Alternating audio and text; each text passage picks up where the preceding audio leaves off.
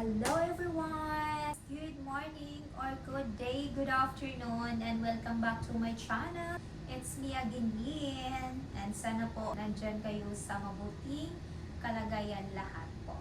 Today is May 5 dito sa US. I'm about 1 week now here in USA. And this video, i-clarify ko lang tungkol sa aking annulment kasi ang dami kong na-receive na message pa rin sa aking messenger nagtatanong tungkol sa annulment. Alam ko guys na na-amaze kayo dahil ang aking annulment process ay madali lang. Nag-grant lang siya in 1 year.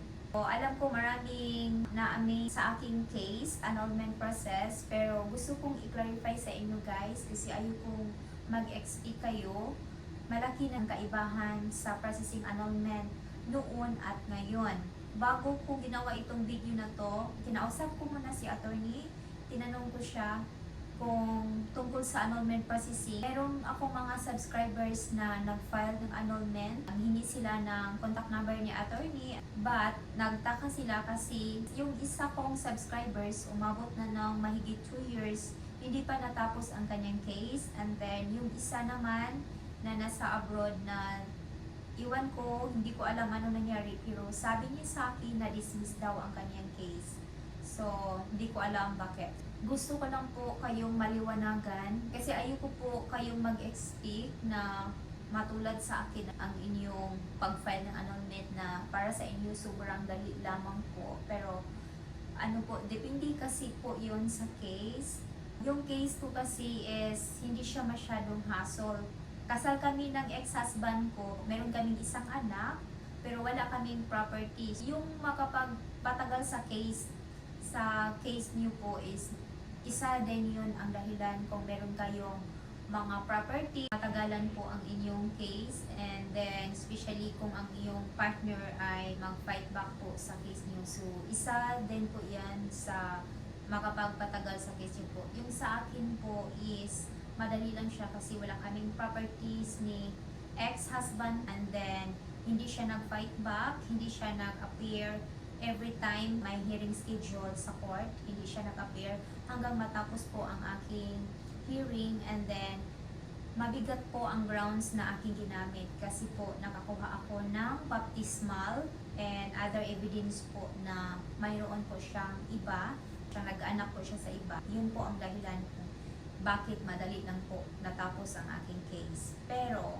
according to my lawyer po, sabi niya, I am so lucky. Compare sa annulment ngayon and now, malaki po ang pinagkaiba ngayon. Ngayon po is, marami na pong requirements ang hiningi si court, and stricto na, hindi siya kagaya ng dati sa akin na walang masyadong requirements. Yun po ang sabi ni attorney sa akin. Yung case kasi po, irarapples niya nila. So, merong branch 1, branch 2, and then doon ako sa Cebu City nag-file ng annulment. So, yung Cebu City po ang pinakamaraming branch court po. And then, I am so lucky po, pag-rapples ng aking case, doon po napunta sa branch 6. And sabi ni attorney, yung branch 6 po, yan po ang pinakamabilis. And ayaw din ng judge na may batang mag-appear doon.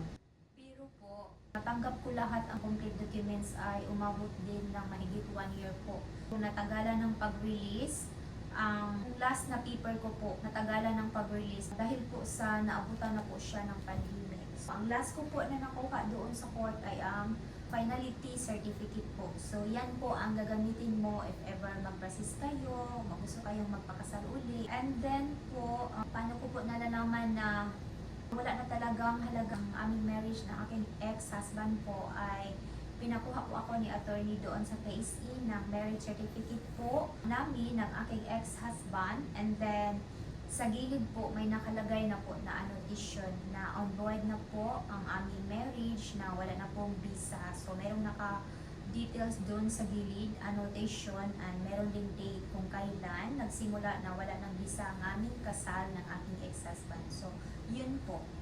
And mayroon kasing nagtatanong sa akin kung magkano ang annulment fee ngayon. So hindi ko lang alam po sa ibang lawyer, pero sa lawyer na aking ginamit po, ano po, 150k na po ang kanilang package ngayon. Sa akin dati po is 140, ngayon po is 150k na po. And then, pag hindi po kayo mag-package, pwede din po. Pero medyo masyadong mataas yung aabutin ng babayaran ninyo kapag hindi po package ang inyong kinuha. Kasi po ang kanilang acceptance fee ngayon is 100k po. Psychologist po is 30k. Meron pang ibang babayaran. So, I think it may reach about 150 to 170 po or more or less. So, mas mabuti po, suggest ko po sa inyo, kapag mag-file po kayo ng annulment, package po ang inyong kukunin. Makaka-save po kayo compared to not package po. Same processing din po. Kung mag-down payment ka, processing matagal siya compare dati, and then more requirements, and then stricto na support ngayon. So, yun guys, yun po ang kaibahan ng annulment dati and ngayon po. So, sana po naliwanagan po kayong lahat kasi marami pa rin pong nag-message sa akin ang nanghingi ng contact number ni attorney. So, yes po, willing pa rin po akong magbigay kung sino pong gustong manghingi ng contact number po ginamit sa aking annulment po. Willing po akong magbigay sa inyo po. Ay, ipahabol ko na lang po sa inyo, si attorney po ay hindi po siya nanghingi ng consultation fee po. Free consultation po. Kung mag-wonder po kayo saan ko po na nakuha po itong lawyer na to, refer lang po ito sa friend ng boss ko po dati.